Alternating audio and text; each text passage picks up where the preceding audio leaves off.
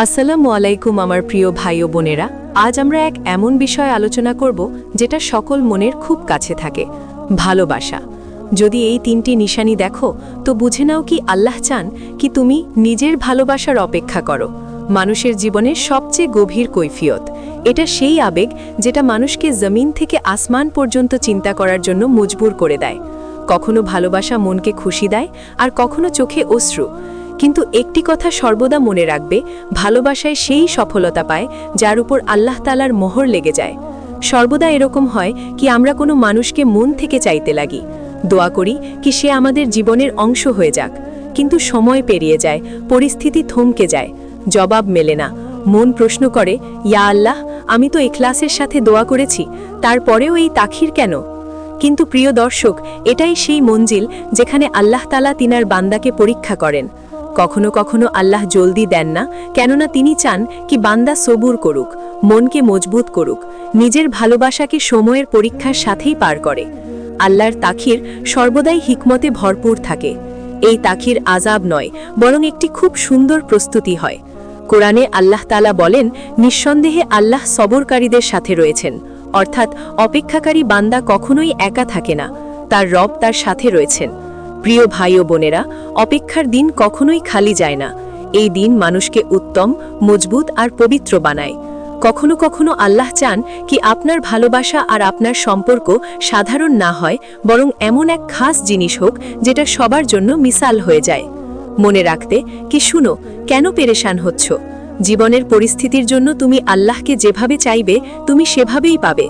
যখন শান্তির তালাশে বেরিয়ে পড়বে তো সেটাকে আসসালাম অর্থাৎ শান্তি দানকারী পাবে। যখন গুনাহের মধ্যে ডুবে গিয়ে হেরে যাবে তখন আল গাফফার পাবেন। যখন সকল দরজা বন্ধ হয়ে যাবে তো তিনাকে আল ফাত্তাহ অর্থাৎ দরজা খুলে বালা পাবেন। যখন তুমি একিনের সাথে তিনার সামনে হাত উঠাবে তো তিনাকে আল মুজিব অর্থাৎ দোয়া কবুলকারী হিসাবে পাবেন। যখন নিজের সমস্ত সমস্যা তিনার কাছে সমর্পণ করে দেবে তো আগে আল হাকিম অর্থাৎ হিকমতওয়ালা পাবেন। আর যখন নিজের সব থেকে প্রিয় জিনিস তিনার হাওয়ালায় ছেড়ে দেবে তখন আল্লাহ হাফিজ পাবে। আর যখন দুনিয়ার সকল ভালোবাসা তোমাকে ছেড়ে দেবে, বরবাদ করে দেবে, তখন তুমি তিনাকে আল ওয়াদুদ পাবে।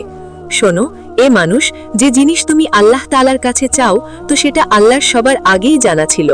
তুমি যে ইচ্ছার জন্য রাতের সময় জেগে থাকো, যে দোয়ার জন্য ছটপট করো, আল্লাহ সেটার জন্যই তো আল্লাহ দোয়া বানিয়েছেন। এই উদ্দেশ্যের জন্যই তো আল্লাহ তাআলা তোমাকে তিনার দরজায় লুকানোর উপযুক্ত বানিয়েছেন, যাতে তুমি তিনার কাছে চাও, তিনার সাথে কথা বলো, তিনাকে ডাকো, তিনার নিকট থাকো, তিনার থেকে দূরে হয়ে যাও না।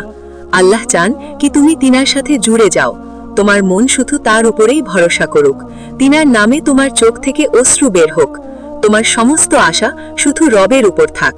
কখনো কখনো আল্লাহ আমাদের সেটা দেন না যেটা আমরা চাই, বরং সেটা দেন যেটা আমাদের হকে উত্তম হয়।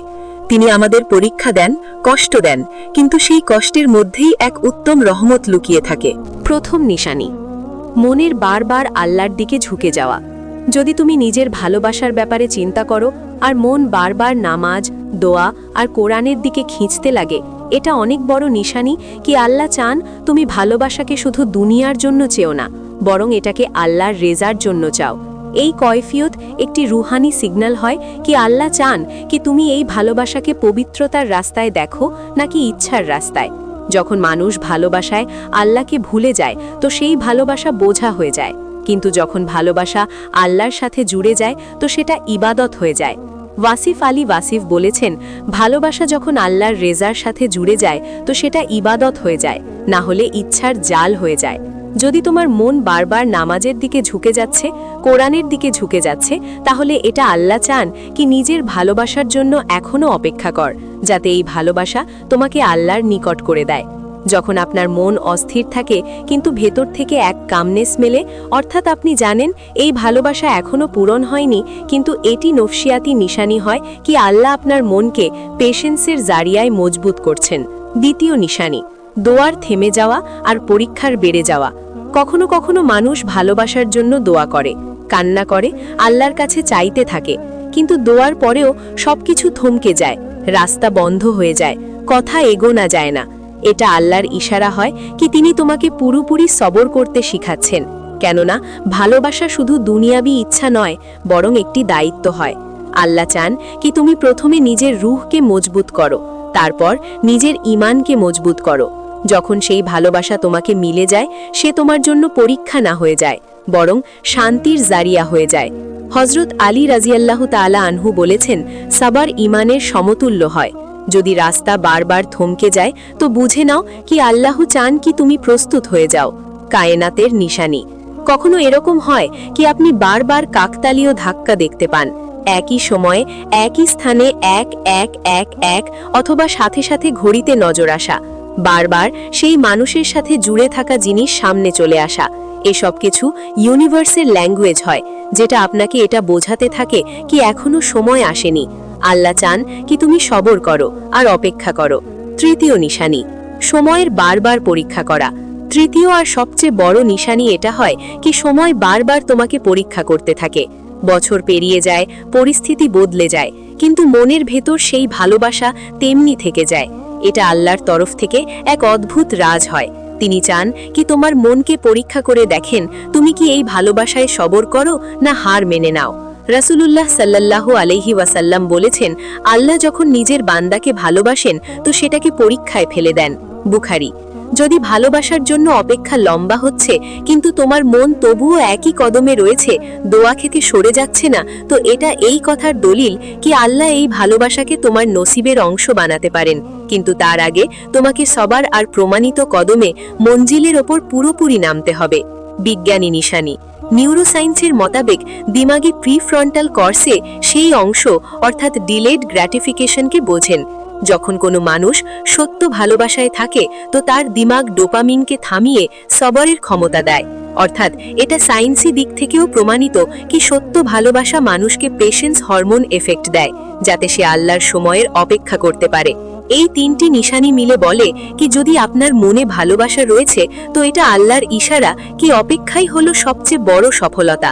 ভালোবাসায় অপেক্ষা করা মুশকিল অবশ্যই হয়, কিন্তু এটা বেকার কখনোই যায় না। যদি আল্লাহ তোমাকে থামিয়ে রেখেছেন তো এটার মানে এটা কি তিনি তোমাকে ভালোবাসার জন্য প্রস্তুত করছেন। এই তিনটি নিশানি মনে রাখবে: দোয়ার থেমে যাওয়া আর অপেক্ষার বেড়ে যাওয়া, মহান আল্লাহর দিকে বেশি ঝুঁকে যাওয়া, সময়ের লম্বা অপেক্ষা আর তবুও মনের স্থির থাকা। এই নিশানি বলে কি তুমি আল্লাহর অপেক্ষা করো কি কাল তোমার ভালোবাসার রহমত আর শান্তির জারিয়া হয়ে। ইয়া আল্লাহ, যে মনে সত্য ভালোবাসা রয়েছে তাকে সাবার দান করো। যদি সেই ভালোবাসা পবিত্র হয়, নেক হয় আর তোমার রেজার মোতাবেক হয় তো সেটাকে এক করে দিন। আর যদি সেটা তার জন্য উত্তম না হয় তো তার মন থেকে সেই ভালোবাসা বের করে দিয়ে তাকে তার থেকে উত্তম ভালোবাসা দান করো। আমিন ইয়া রাব্বাল আলামিন। যদি আমার ভিডিও ভালো লাগে তো লাইক, কমেন্ট, শেয়ার আর চ্যানেলে নতুন হলে চ্যানেলটিকে সাবস্ক্রাইব করে পাশে থাকুন। খোদা হাফেজ।